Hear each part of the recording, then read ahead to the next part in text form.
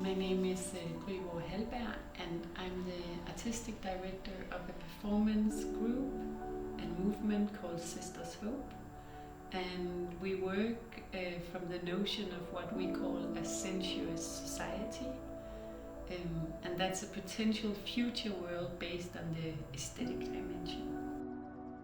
So Sensuous Hope was founded by my poetic twin sister and myself, and that's why it's called Sensuous Hope. And we were exploring, we'd been performing in immersive performances like 20 years ago, and was curious to see if we could translate that into an educational pedagogical method of democratizing the aesthetic, or opening the sensuous and poetic aspects of life in areas of society also outside the art institution. So we began that exploration together. Primarily at first just her and I, intervening different contexts like the National Bank or at the top of the Royal Theatre outside d'Angleterre, which is this luxury hotel with small tea ceremonies. And then we did workshops for students in immersive performance methods. And that led to the first Sisters Academy, because the teacher was asking us if we could expand what we were doing to the entire school. So we came up with this idea of exploring what the School of a Sensuous Society would be like, and wrote the Sensuous Society Manifesto in 2008 as a response to the financial crisis and to the ongoing ecological crisis.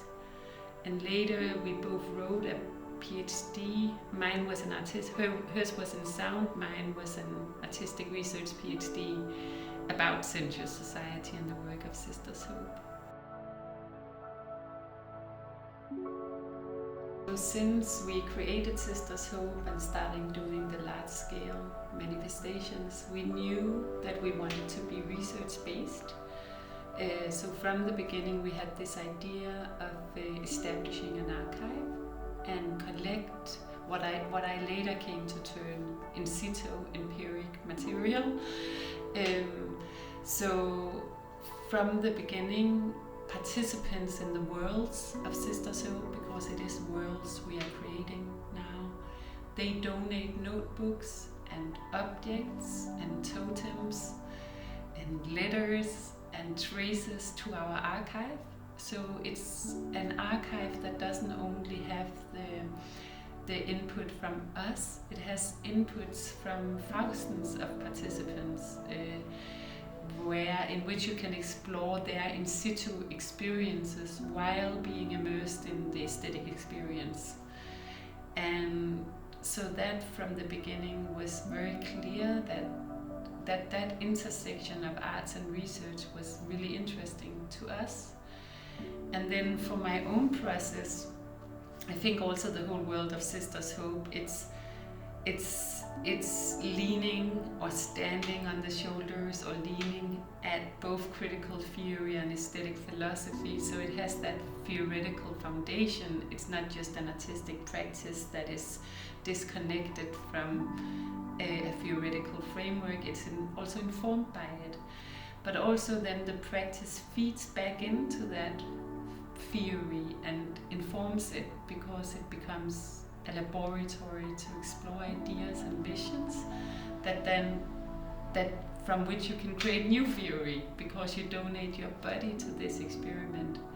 So for me, all Sensuous Hope manifestations, all performers in a way donate their bodies to explore alternatives that are also theoretically informed. And it gives me a language to also understand some of the dynamics within the aesthetic space. And for example, in my own PhD, I kind of summarized the conceptualization of what I call the critical gaze and the devoted body.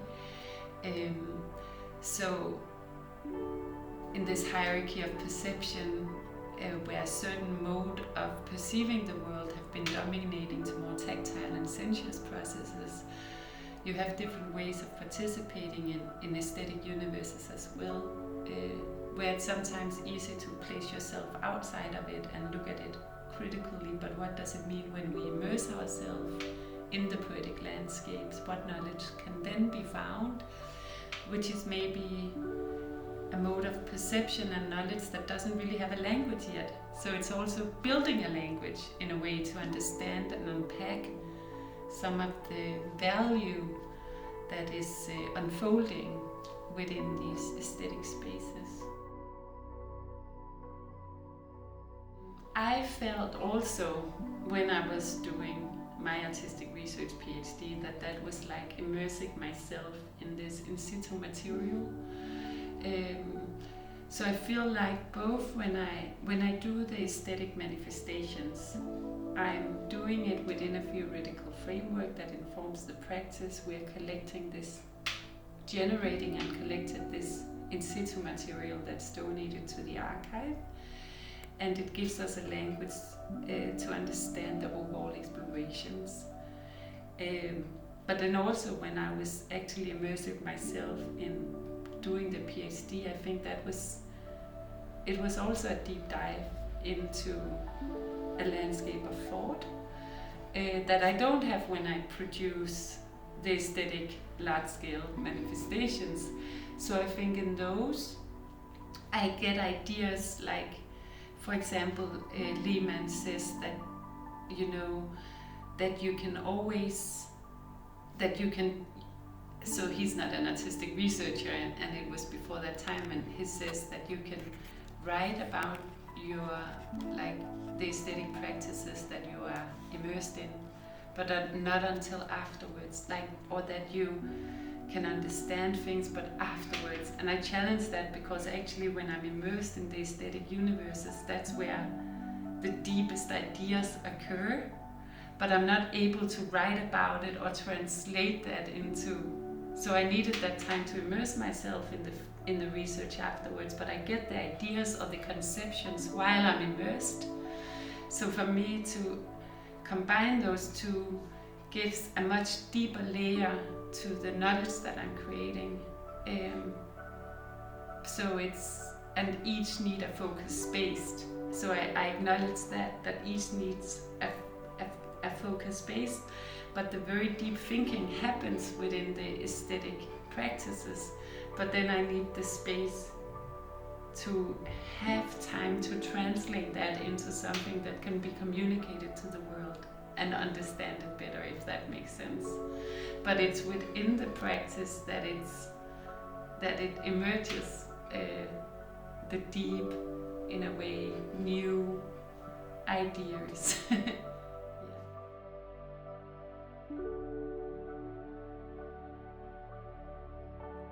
Yeah, so maybe let me unpack what I mean by a sensuous society, because this manifesto, as I mentioned, was written as a response to the current crises, and it imagines a future world based on the aesthetic dimension.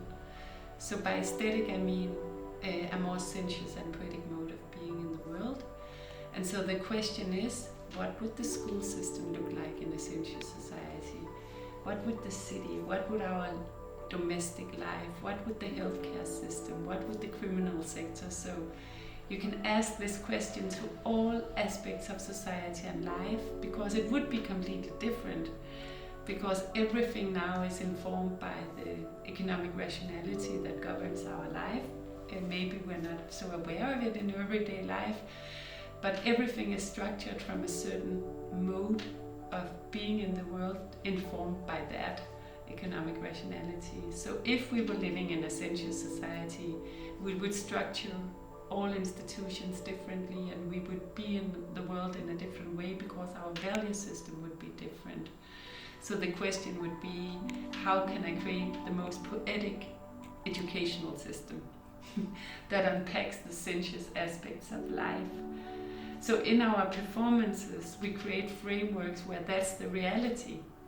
So when we do our performances, we live in a sensuous society, and we explore these different aspects of a sensuous society through our bodies. So in a way, everyone who performs in Sisters Hope, they find their poetic self, so it becomes also this movement of being in the world in a different way. That becomes like a collective explorations, and it has many ramifications. So how people bring that into their everyday life or consider it in their practices, it just happens, I think, around. So it's both like Sisters Hope is a laboratory to explore that, and then it ramificates into many different parts of society and life that I know nothing about in some cases, you know. So it's communal and intense communal experiences when we come together and explore this within the immersive framework of the sensuous society that we set up. And then it gets its own traces following people who then integrate it and it intervenes into the different contexts of their life in a way that makes sense to them and to their practice. Regarding sustainability, so for me that was really unpacked in my artistic research process as well, because I always had the hypothesis that the sensuous and poetic would support the transition towards a more sustainable future. But I couldn't argue why. I just sensed it in the performances because I felt and sensed and watched and observed the kind of almost healing potential it had on a lot of participants. So it was kind of, that was kind of the assumption that I had, but I didn't understand why. And then I began to read a lot of ecological theory, where I started with Bateson, who wrote Steps to an Ecology of Mind in 1972, where the core argument is that, of course, structural changes are really important, but the primary cause for a sustainable transition is that everyone, especially humans, because we are the problem right now, realize that everything is deeply connected. And that actually one of the causes that also came with this paradigm of economic rationality is separatism, that we live in the illusion that things are separated. It's me against other people, it's man, human against nature, which is an illusion because everything is deeply connected naturally. We're all made of stardust eventually, you know, but we are so far removed from this understanding. And then I read Gry Worre, who talks about three ecologies, the mental, the social, and the environmental ecology. And of course Latour and Haraway and Namanis with, again, connectedness. You know, the concept of multi-species kinship is that we understand that we are connected beyond human, and Namanis' argument in Bodies of Water is that water flows through everything on Earth. We are water planet, you know.